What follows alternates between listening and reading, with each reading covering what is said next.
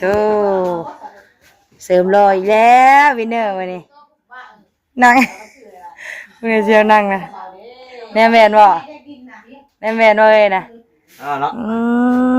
ฝากตีงได้ฝากมาตีอีกแล้ววันนี้แต่มาเสริมรอสักทีน้องวินเนาะหลายมือแล้วไม่ได้มาปะลุงเลย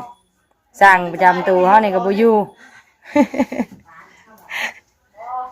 สั่งประจำตัวนี่หาตัวยากน้องวินเนาะก็เป็นบทสบายแน่ปะลุงเนาะก็เลยบ่ท่านได้พามาตัด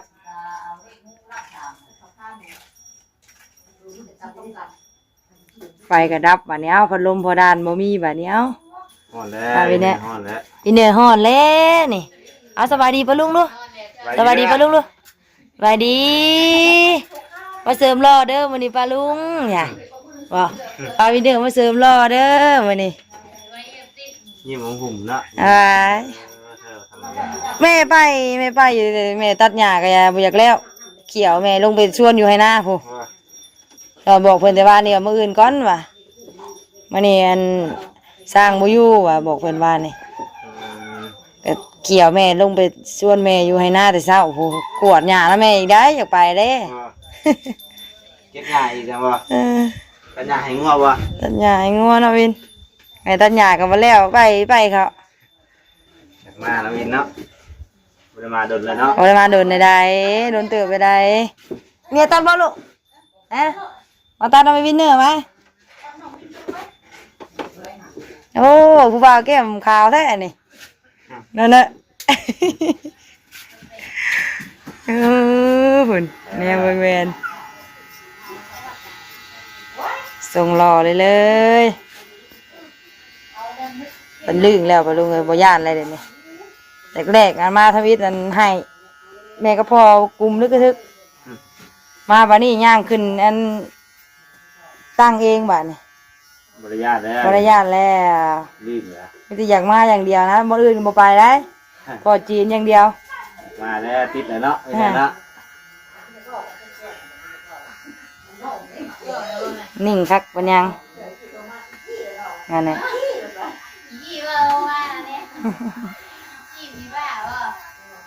ทั้งเทิงกาออกนั่นเด้อเถ่ามันพอสั่งว่าเอาออกหน่อยนึงเด้อลูกว่ะพอยังเตรียมหาอันส่งรอไว้ให้อยู่ส่งรอยังมีส่งเดียวอะไรลูกยาวรอส่งรอว่า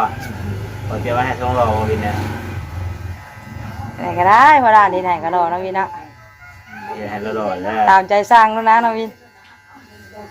ทรงตามใจสร้างน้องวินเนาะแก้วขาวใช่ไหมแก้วขาวได้ยิ้มด้วยไม่รออยู่วะยิ้มเป็นวีกไงว่ะห่อนบ่แต่ห่อนบกพอดานเด้อห่อนบ่เด้อไฟฟ้าไฟฟ้าดับวินเนอร์สิมาไฟฟ้าดับรถ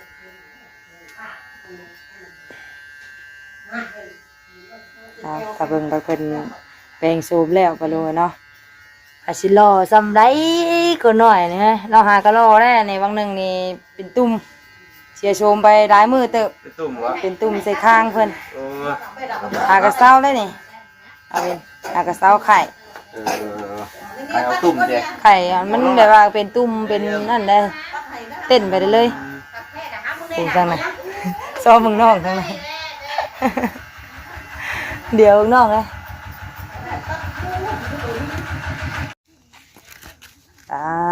บาทนี้ไปดูไงเนาะตัดภาพมาบาทนี่อยู่ให้อยู่นะคือเก้าหลังจากพาวินเนอร์ไปเสริมรอมาไปดูไงเนาะมาเบิ่งในทางลุงเพิ่นมั่งหัวของเพิ่นให้วินเป็นเติดบาทนี่ปลาลุงเอ้ยเป็นเติดบ่ลูกโอ้โหเบิ่งในปลาลุงน่ะชงรอให้แน่โอ้โหเงยขึ้นอันน่ะขึ้นอ๋อตู้ได้ชงรอใหม่ปลาลุงเลยชงรอใหม่เท่บ่ปลาลุงบ่ลูกไปเบิ่งในลุงบ่เฮ็ดยังนี่อ๋อตู้ลูกอ้วนเฮ็ดแล้วลูกอ้วนพังลักหัวให้วินเนอร์แล้วบ่ลูกบ่ลูกอ้วนบ่เฮ็ด เงาแท้เงาคืออาการคนบ่ถึกเลขแท้นี่บ่อาการแบบนี้อาการคนบ่ถึกเลขอันนี้แม่นบ่แม่นบ่บอกเลขก็บ่ถึกปะลุงเอ้ยเนาะพี่เนอบอกเลขก็บ่ถึกแม่นโอ้ขี้เพี้ยมาได้เฮ้ยขี้เพี้ยมาได้เฮ้ยเพิ่นบอกเลขไก่บ่ได้ยังสิออกวินเด็กหนูคือบ่บอกตะกี้เด็กหนูนะฮะตอนเด็กท่านได้ออกนะบอกแม่ว่าเลขไก่ปะลุงไงเนาะแม่ก็ใส่เลขไก่แล้วแหล้วเนาะโอ้ยคิดตัวกันแล้วสบายดีเด้อป้าลุงคนคิดตัวนี่เลขหนูบ่บัดนี้น่ะฮะบัดนี้น่ะเฮ็ดบอกว่าเลขหนูบ่ออกบ่เด็กหนูบ่มันออกเลยเด้อลูกเด็กหนูน่ะหนูได้ออกอ่ะวินเนอร์น่ะบอกว่าเลขไก่ว่าวินเนอร์บอกแม่บ่ถึกซ้ำปะลุงเอ้ยตัวกันเลยออกเลขไก่ออกเลขหนูกับเลขสร้างปะลุงไงนะบ่ถึกซ้ำเนาะตัวกันปวดอันนี้ไปเบิ่งลุงไปเบิ่งลุงเฮ็ดไป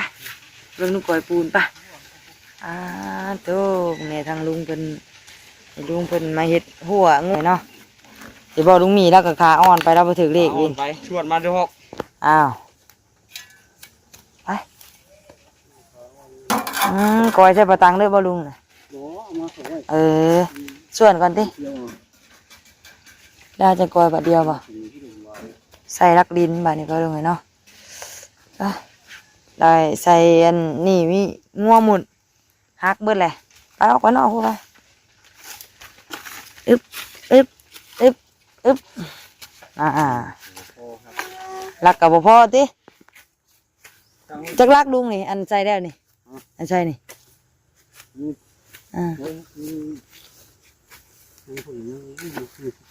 ตายังบริเหตุจ้ำแล้ววันนี้ได้สลุงวัน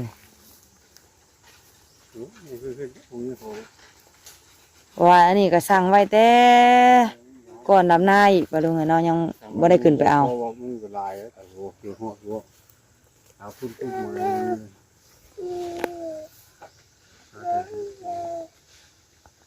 หลายลักกี่ดอกตินับไปบ่ท่านได้นับบ่ฮอดผู้จักลักแล้วอันพังนี่ลุงน้ำนี่ทางเบิดมีจะรักช้า23พังไปแล้วยังเหลือ6 ลักท่านละพังยังเหลือ6 ลักท่านละพังหากระ10 ปลายลัก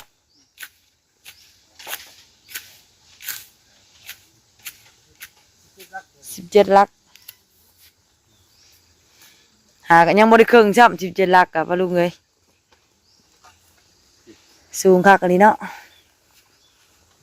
พอดีว่าแล้วก็อันก็ใส่อันว่าอันแรกมันเลยเนาะลุงเนาะอันตันนำจับนี่เอาขนาดซ้ำนี้เลยนี่เนาะลุงเฮ้ย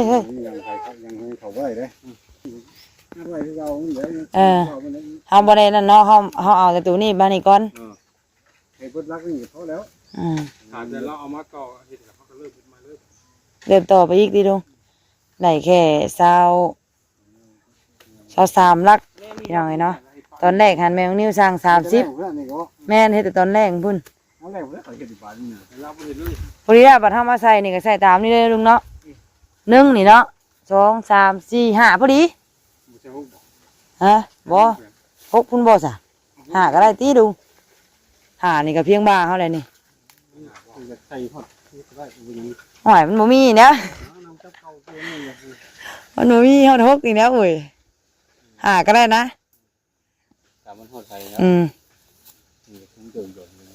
โอ้หากันบ่เต้นดอกปานนั้นก็ว่ากัน6ยังคักแล้วนี่เนาะสูงคักบ่ยังกัน6นี่พอดีเพียงเสือกไว้พี่น้องเนาะกันว่าหานี่พอดีลดลงมาขันนึง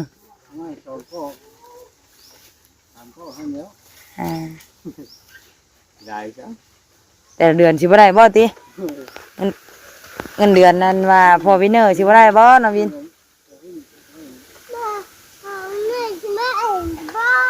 ฮะ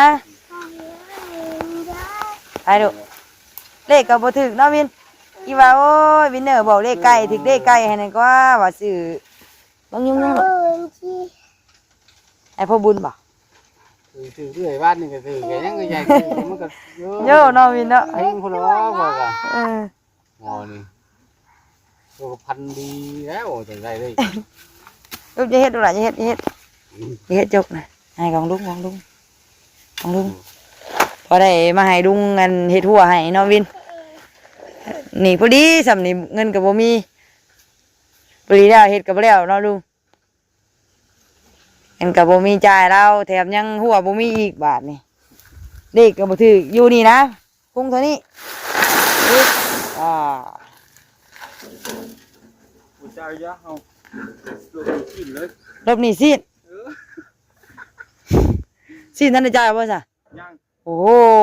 จะเอาอีกตัวรอบ2ยังบ่จ่ายอยู่เอาเว้าซุมเฮานี่แหล้วยาลูกยา ไปก็อีก ฮะใช่อ๋อตัวงูใหญ่บ่นี่ขี้กระเรือนใหญ่นี่ปะลุงเอ้ยพูดน่ะ ทำไมบุญทำไม กระเรือนใหญ่เนาะย่านเนาะลุงเนาะระวังมันทับได้นี่เด้อมันทับได้นี่ป้า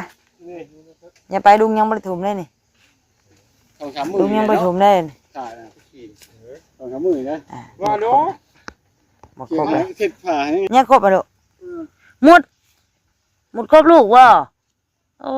ยดื้อดิหมดนี่เนาะหมดงามบ่จักวินเนอร์หมดงามก็หนีพ่อหมดงามตะกี้หมดงามอยู่นี่สิว่าบ่เนาะลุงลุงเป็นเห็ดหัวใหม่ยา เขาจะมองวิ่งขาด้วย เอ้ยงูมันสิล่มสิท่มทับลูกนี่นะ ขาด้วยนะ อืม เบิดได้งอ กุ้งฮอดพุ่นพี่น้องเนาะกุ้งฮอดอันกกม่วง ทำเห็ดหัวเบิดได้งอเลยขาอยู่เลย ออกไปเลยนะติ ออกเลยแล้ว เอาพี่ลูก เบิดงัว เอาไปเลยมันทับเด้อพี่ละปลาลุงไงเนาะพี่เอามาพี่แล้วก็สิเอาลักไม้ซ้อนใส่กลางน้ำเพราะว่าให้มันแน่นถ้าใส่แต่ลักดินเลยก็มันเฮาตกอันน้ำมักจับสิบ่แน่นเนาะลุงเนาะเอาลักไม้ใส่น้ พันสี่แล้ว ำใส่มันตีใส่มันแน่น งอหมุนทำมันหางแต่เขาดักดิน เอาไป เยอะมีไม่ บ่พอช่ำแดงสั่งมาใหม่อีกก็ได้10 ปลายลักยังบ่ครึ่งช่ำปลาลุงเลยเนาะประมาณครึ่งหนึงนะเนาะลุงเนาะอันยังอีก6 ลักเนาะประมาณอีกเช้านะประมาณอีกเช้าอะไรอยู่ตะกี้ว่าสิสั่งแล้ว50นะว่าสิสั่งแล้ว50 ลักแท้ก็สั่ง50พอดีเนาะว่าสิสั่งแล้ว50รถเรียนว่ามันเหลือตัวแม่น50นะพอดีอีก6 ลักนี่ก็สิฮอดอยู่กับต๊อบน้อยมีตุ้ยเพิ่นนี่อีกเช้านะแม่นฮอดพุดเพราะว่านี่ก็1 2 3 4 5 6พอดีฮอดอันฮอดหั่นฮอดเชิงงัวหั่นปลาลุงเนาะไปในขังไว้ให้งัวหมอยงัวหมุนเอากินข้าวปลาลุงไงนี่ก็เฮาใส่รักเกณฑ์นี่ก็หลายปีแล้วเนาะรักไม้นี่ก็ตั้งแต่พอแขกเป็นเฮ็ดตะกี้มาตอนนี้ก็มันก็เริ่มหักเริ่มปวกกินเริ่มสุโทรมแล้วก็งัวออกพี่น้องเนาะงัวมันหมุนออกกินข้าวกินน้ำเพราะว่าเราจะได้ปล่อยงัวเขาอยู่ในแบบสบายเลยพี่น้องเลย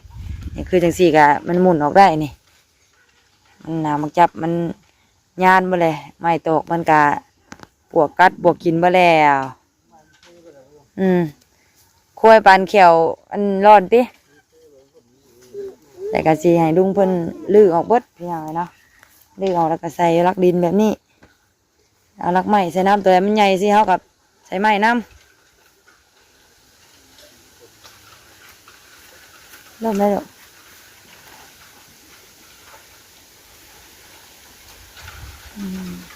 ลุงเป็นพวมมาเห็ดพวม